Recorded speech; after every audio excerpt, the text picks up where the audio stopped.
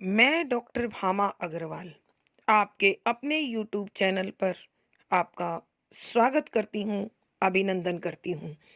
आइए प्यारे बच्चों, अब हम श्री रघुवीर सहाय द्वारा रचित कविता धूप का अध्ययन करते हैं। यह कविता उन्होंने प्राकृतिक वातावरण का बड़ा मनोरम, भावपूर्ण और सजीव चित्रण करते हुए लिखी है। इस कविता के माध्यम से कवि ने अनेक प्रकार के प्राकृतिक अवयवों अर्थात अंगों का वर्णन, हृदय स्पर्शी प्राकृतिक परिवेश को ही उसका साथी चित्रित करते हुए प्रस्तुत किया है। यहाँ कवि बता रहे हैं कि बासंती धूप निकली हुई है। बासंती धूप अर्थात बसंत के ऋतु की भीनी भीनी धूप, जिसमें थोड़ी गर्मी है और हवा के कारण वह बड़ी मन भावक लग रही है। जब कवि घर के बरामदे में बैठकर इस बासंती धूप का आनंद ले रहे थे, तो उनका ध्यान अनेक प्रकार के प्राकृतिक दृश्यों की ओर जाता है। यहाँ कवि एक ऐसी गोरैया को देखते हैं जो हर वर्ष की भांति इस वर्ष भी कार्निस पर एक एक तिनका इकट्ठा कर अपना घोंसला बना रही है। उन्हें खिड़कियों में रखे हुए गमले दिखाई देते हैं और गमलों में उगे हुए पौधे जो बाहर की ओर झुके हुए हैं, उन्हें देखकर ऐसा प्रतीत होता है मानो इन पौधों को धूप अपनी ओर खींच रही है। और कवि का ध्यान गमले से, खिड़की से, मकान से, चिड़िया से, सबसे हट जाता है और पूरा का पूरा ध्यान धूप पर केंद्रित हो जाता है। अचानक चिड़िया के फुर्र से उड़ने से कवि को हवा की गति का एहसास होता है। धीरे धीरे मंद मंद बहती हुई हवा के साथ गुलाब की पंखुड़ियां और पत्तियां हिल रहे हैं। धीरे धीरे मंद मंद बहती हुई हवा के साथ गुलाब की पत्तियां हिल रही हैं। ऐसा लगता है कि हवा की महक और गुलाब की गमक दोनों वातावरण में घुल रही है और यह दोनों क्रियाएं धूप के कारण हो रही है। अतः कवि फिर अपना पूरा का पूरा ध्यान धूप की ओर ले जाता है। उसे एहसास होता है कि ये जो गुलाब की गमक है, जो फूलों में महक है, वो सर्दी जाने लगी है और गर्मी आने लगी है। अर्थात धूप में जो गर्मी बढ़ने लगी है, उसी के कारण यह महक उत्पन्न हो रही है। फिर कवि गौरैया के घोंसले को देखता है और उसे इस साल की, उससे पिछले साल की, उससे पिछले साल की गौरैया से जुड़ी हुई अनेक कहानियां परत दर परत याद आने लगती है और कवि को लगता है कि जिस प्रकार गौरैया के घोंसले से जुड़ी हुई प्रति वर्ष की एक अलग कहानी है, ठीक उसी प्रकार मानव के विकास के इतिहास से जुड़ी हुई भी उसकी अनेक कहानियां हैं। और ये कहानियों का इतिहास मनुष्य के विकास क्रम का इतिहास है। कवि को लगता है कि यह इतिहास भी प्रकृति के साथ साथ धूप की ही देन है, क्योंकि धूप नहीं तो प्रकृति नहीं और प्रकृति नहीं तो मानव इतिहास नहीं। कवि बरामदे में बैठकर इस धूप का आनंद लेते हुए आकाश की ओर देखते हैं और पाते हैं कि आकाश नीला है। वहां किसी प्रकार का कोई धुआं अथवा बादल नहीं है, क्योंकि बसंत का आकाश प्राय पूर्ण स्वच्छ होता है और इस आकाश और पृथ्वी के बीच उन्हें हवा और रोशनी का एहसास होता है। यह रोशनी वास्तव में धूप की पहचान है। कवि बहने वाली हवा से, बसंत से, इस धूप के उस गुण को पहचान रहे हैं जिसके कारण प्रकृति अपने सभी अवयवों के साथ पूर्ण बनती है। तो इस कविता के माध्यम से कविवर प्रकृति के विभिन्न अवयवों को बड़े सुंदर तरीके से, बड़े मनोरम तरीके से प्रस्तुत करते हैं और कवि बताने की कोशिश कर रहे हैं कि वो प्रत्येक मौसम की धूप को बहुत अच्छे से पहचान रहे हैं।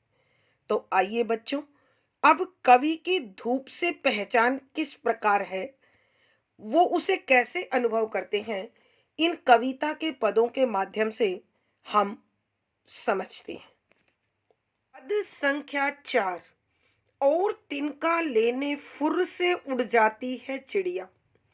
हवा का एक डोलना है जिसमें अचानक कसे हुए गुलाब की गमक है और गर्मियां आ रही हैं। हालांकि अभी बहुत दिन है, कितनी सही है मेरी पहचान इस धूप की। प्रसंग प्रस्तुत पद हमारी हिंदी की पाठ्य पुस्तक समकालीन हिंदी कविता में संकलित समकालीन हिंदी कविता के सशक्त हस्ताक्षर श्री रघुवीर सहाय जी द्वारा रचित धूप नामक कविता से लिया गया है। संदर्भ यहाँ कविवर बासंती धूप का आनंद लेने के लिए बरामदे में बैठे हुए हैं और उनकी दृष्टि प्राकृतिक अवयवों पर जाकर ठहरती है और वो प्रत्येक गतिविधि को बड़ी बारीकी से, सूक्ष्मता से अध्ययन करते हैं। यहाँ बसंत के धूप वाले दिन जब एक चिड़िया को कार्निस पर घोंसला बनाने के लिए तिनके ला ला कर रखते हुए देखते हैं, तो जैसे ही चिड़िया फुर्र से उड़ती है तो कवि के मन में अनेक भाव उत्पन्न होते हैं।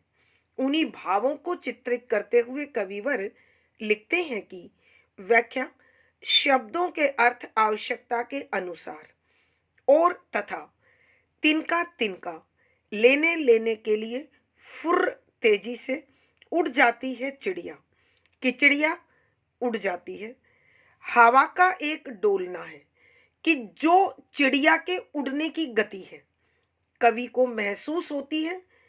हवा का एक डोलना है, यह चिड़िया की गति वास्तव में हवा की गति है जिसमें अचानक कि इस गति के कारण अचानक अनायासी कसे हुए गुलाब की गमक है। कसे हुए यानी खिले हुए, गुलाब गुलाब के फूल की गमक महक है और गर्मियां आ रही हैं कि ये जो फूल महकने लगे हैं ऊष्मा के कारण, गर्मी के कारण ये कलियां चटकने लगी हैं और फूल खिलने लगे हैं। हालांकि अभी बहुत दिन है कि अभी गर्मी आने में समय बाकी है, लेकिन बसंती मौसम में इस बासंती धूप की गर्मी का प्रभाव धीरे धीरे बढ़ने लगा है। कितनी सही है मेरी पहचान इस धूप की कि मैं इस धूप की ऊष्मा को, इस धूप की गर्मी को कितना ठीक प्रकार से पहचान रहा हूं कि अब ये धूप धीरे धीरे गरम गरम और गर्म होती चली जाएगी। आइए बच्चों, हम एक बार फिर इस पद की व्याख्या करते हैं। यहाँ कविवर रघुवीर सहाय जी घर के बरामदे में बैठकर बासंती धूप का आनंद ले रहे हैं और उस धूप में बैठे बैठे उनका ध्यान एक गौरैया पर टिक जाता है जो कार्निस पर अपना घोंसला बनाने के लिए एक एक करके तिनके एकत्रित कर रही है। वो लाती है और तिनका वहां रखकर दूसरा तिनका लेने के लिए फुर्र से उड़कर चली जाती है। तो चिड़िया का इस प्रकार फुर्र से उड़ना और तिनका लेने फुर्र से उड़ जाती है चिड़िया कि इस प्रकार नया तिनका लेने के लिए जब चिड़िया फुर्र से उड़ती है तो कवि को चिड़िया के उड़ने की गति में हवा का एक डोलना है कि हवा की ही गति का एहसास होता है कि जब चिड़िया पंखों को फैलाकर फरफराती हुई उड़ती है तो तेज हवा होती है और कवि को लगता है कि ये हवा के बहने की अनुभूति है जो चिड़िया इतनी तेजी से उड़ गई है, जिसमें अचानक कसे हुए गुलाब की गमक है कि उस हवा के साथ कवि के पास गुलाब के फूल की महक भी पहुंचती है। और इस महक को प्राप्त करने के बाद कवि अनुभव करते हैं कि इस धूप में जो गर्मी है, उस गर्मी के कारण ये गुलाब की कली चटक गई है और फूल खिल गया है। और फूल के खिलने के कारण महक पूरे वातावरण में फैल गई है। हालांकि अभी बहुत दिन है कि गर्मी आने में अभी समय बाकी है, लेकिन बासंती धूप की इस उष्मा के कारण, इस बढ़ी हुई गर्मी के कारण गुलाब के फूल खिलने लगे हैं। तो कवि कहते हैं कि मेरी धूप की पहचान कितनी सही है, अर्थात धूप में जो थोड़ी थोड़ी गर्मी और उष्मा उत्पन्न हो गई है, यह गर्मी की ओर बढ़ती चली जाएगी और धीरे धीरे करके वातावरण में गर्मी बढ़ती चली जाएगी। अर्थात कवि के कहने का भाव यह है कि इस बसंत के बाद ग्रीष्म की ऋतु आ जाएगी। भावार्थ, यहाँ कविवर बसंत के मौसम में धूप में आने वाली गर्मी और हवा के बढ़ते हुए बहाव का चित्रण कर रहे हैं। विशेष, कविवर बसंत की धूप में प्रकृति के विभिन्न अवयवों के अनुपम सौंदर्य का वर्णन कर रहे हैं। सरल सहज साहित्यिक खड़ी बोली का प्रयोग है। अद्भुत रस प्रसाद गुण है। यहाँ कवि ने गोरैया के द्वारा घोंसला बनाना, फूलों का महकना, हवा का गमकना आदि बसंत के संकेत दर्शाए हैं। मुक्तक छंद है। गे शैली और संगीतात्मकता है। गीति गद्य के तत्व यहाँ मौजूद हैं। यहाँ पर अनुप्रास आदि अलंकारों का सुंदर सटीक प्रयोग हुआ है। पद संख्या 5। और इस गोरैया के घोंसले की कई कहानियां हैं। पिछले साल की अलग और उससे पिछले साल की अलग एक सुगंध है, बल्कि सुगंध यही एक धूप है, बल्कि धूप नहीं एक स्मृति है, बल्कि उष्मा नहीं सिर्फ एक पहचान है। प्रसंग पूर्ववत संदर्भ, यहाँ कविवर बासंती धूप का आनंद लेने के लिए अपने घर के बरामदे में बैठे हुए हैं और इस धूप को सेकते हुए वो विभिन्न प्राकृतिक अवयवों को देखते हैं और उनकी प्रत्येक गतिविधि को बड़ी बारीकी से सूक्ष्मता से अनुभव करते हैं। यहाँ वो अपनी धूप के प्रति जो विशेष दृष्टि है, जो विशेष अनुभूति है, उसका वर्णन करते हुए लिखते हैं कि व्याख्या, शब्दों के अर्थ आवश्यकता के अनुसार और तथा इस गोरैया के, इस चिड़िया के घोंसले की कई कहानियां हैं, अनेक घटनाएं मुझे याद हैं। पिछले साल की अलग, कि पिछले साल उसने एक अलग स्थान पर अलग तरीके से घोंसला बनाया था, और उससे पिछले साल की अलग एक सुगंध है, महक, बल्कि सुगंध यही एक धूप है। सुगंध महक यही धूप है कि धूप के कारण ही वास्तव में सुगंध फैली है, बल्कि धूप नहीं एक स्मृति है। स्मृति याद, उष्मा गर्मी, पहचान जानना पहचानना। यहाँ कवि रघुवीर सहाय जी बता रहे हैं कि ये जो कार्निस पर चिड़िया घोंसला बना रही है, यह गोरैया हर वर्ष बसंत में घोंसला बनाती है और प्रति वर्ष की अनेक कहानियां मुझे याद हैं कि कहाँ कैसे गोरैया ने अपना घोंसला बनाया था। प्रत्येक वर्ष की अलग अलग कहानी और हर कहानी में उसका अपना एक अलग स्थान जहां मैंने घोंसला देखा। एक सुगंध है कि इसी प्रकार जिस प्रकार मुझे घोंसले की बहुत सारी यादें हैं, उसी प्रकार हवा में जो यह महक फैली हुई है, यह जो गुलाब के खिलने से सुगंध फैल गई है, यह वास्तव में सुगंध नहीं है, यह धूप है। कि इस धूप के प्रभाव के कारण ही यह सुगंध फैली है। बल्कि धूप नहीं, एक स्मृति है। कि ये धूप भी नहीं है, एक उस धूप की याद है जिसके कारण मुझे महक की, सुगंध की, खुशबू की अनुभूति हो रही है, एहसास हो रही है। अनुभूति हो रही है, एहसास हो रहा है। बल्कि ऊष्मा नहीं, सिर्फ एक पहचान है कि ये धूप की गर्मी नहीं, बल्कि धूप की वास्तविक पहचान है, उसको समझना है। अर्थात कवि के कहने का भाव यह है कि हवा में जो गुलाब के फूल की महक है, वह धूप के कारण है। और धूप से सुगंध उत्पन्न होती है, धूप से फूल खिलते हैं और फूलों से सुगंध निकलती है। यह एक याद है मुझे, और यह केवल याद नहीं, बल्कि धूप की ही ऊष्मा है जिसके कारण मुझे यह याद रही। अर्थात कवि कहते हैं कि मुझे धूप की कितनी सही पहचान है। आइए बच्चों, हम एक बार फिर इस पद की व्याख्या करते हैं। यहाँ कविवर रघुवीर सहाय जी बता रहे हैं कि ये जो कार्निश पर गोरैया अपना घोंसला बना रही है, इस घोंसले को देखकर और इस गोरैया को देखकर मुझे अनेक, हर साल की गोरैये के द्वारा बनाए जाने वाली घोंसले की अनेक कहानियां याद आ रही हैं। और ये कहानियां पिछले साल कुछ और थी, उससे पिछले साल और कुछ थी। अर्थात साल दर साल ये कहानियां और अधिक नए रंग के साथ बन जाती हैं, रच जाती हैं।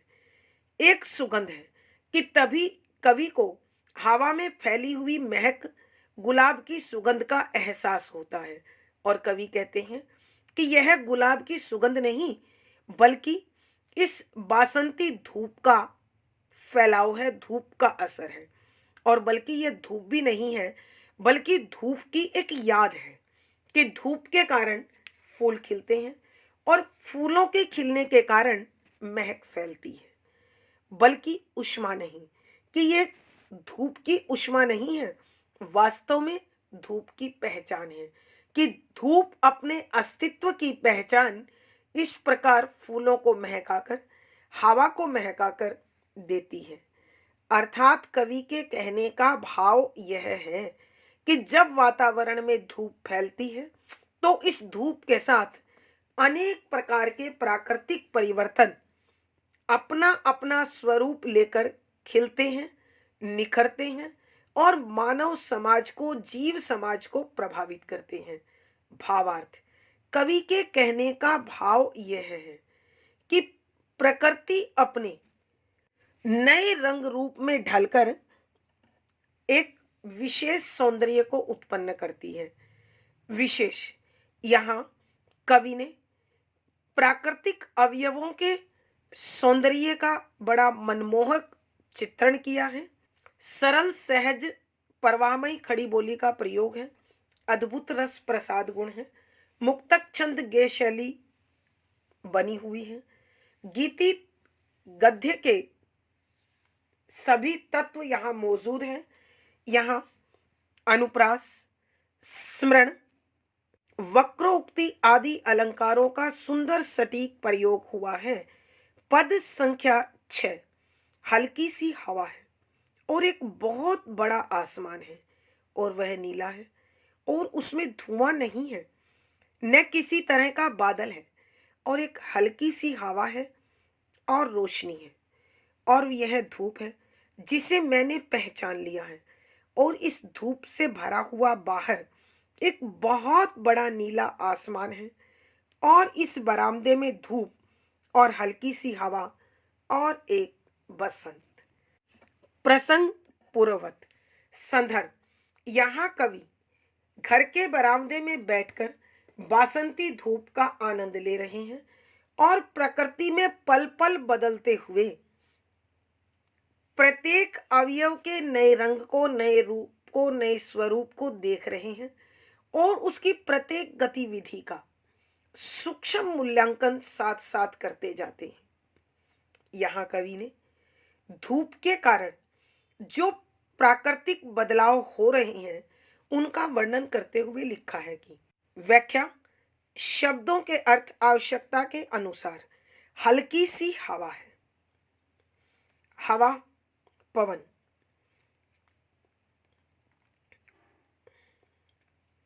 यहाँ कविवर रघुवीर सहाय जी बसंत के मनमोहक वातावरण का चित्रण करते हुए लिखते हैं कि हल्की सी हवा है कि इस बसंत के मौसम में हल्की हल्की भीनी भीनी हवा बह रही है, मैं उसे अनुभव कर रहा हूँ। और एक बहुत बड़ा आसमान है कि मेरे सामने ही एक खुला, विस्तृत, व्यापक आसमान मुझे दिखाई दे रहा है और वह नीला है कि उसका रंग नीला है, उसमें धुआं नहीं है, अर्थात वातावरण बिल्कुल स्वच्छ है। आकाश में कोई धुआं या कोई छिछला अथवा सघन बादल नहीं है और एक हल्की सी हवा है और रोशनी है कि इस धरती और आकाश के बीच हल्की हल्की हवा बह रही है और सुंदर खिली हुई रोशनी फैली हुई है। यह रोशनी धूप का परिणाम है और हवा इस वातावरण की गतिशीलता है और यह धूप है जिसे मैंने पहचान लिया है कि धरती और आकाश के बीच यह जो रोशनी फैली हुई है, यह जो प्रकाश फैला हुआ है, यह धूप के कारण है और मैं धूप को बहुत अच्छे से पहचान पा रहा हूँ। और इस धूप से भरा बाहर एक बहुत बड़ा नीला आसमान है कि इस पूरे नीले व्यापक विस्तृत आसमान में भी धूप इसी प्रकार फैली हुई है। और इस बरामदे में धूप कि यहाँ बरामदे में भी वही धूप है और हल्की हल्की हवा है और एक मनमोहक बसंत का आगाज है। अर्थात कवि के कहने का भाव यह है कि इस भीनी भीनी हल्की हल्की हवा के साथ मनमोहक धूप बसंत के सौंदर्य का विस्तार है। आइए बच्चों, हम एक बार फिर इस पद की व्याख्या करते हैं।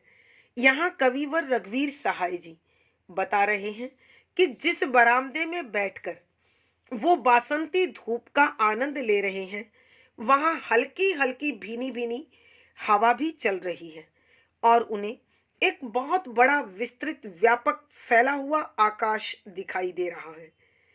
और कवि बताते हैं कि आकाश का रंग नीला है और उसमें किसी प्रकार का कोई प्रदूषण, कोई धुआं अथवा कोई छिछला या सघन बादल नहीं है और एक हल्की सी हवा है और रोशनी है कि इस पृथ्वी और आकाश के बीच हल्की हल्की हवा है और एक सुंदर रोशनी, उजली रोशनी फैली हुई है और यह रोशनी इस बासंती धूप के कारण ही है।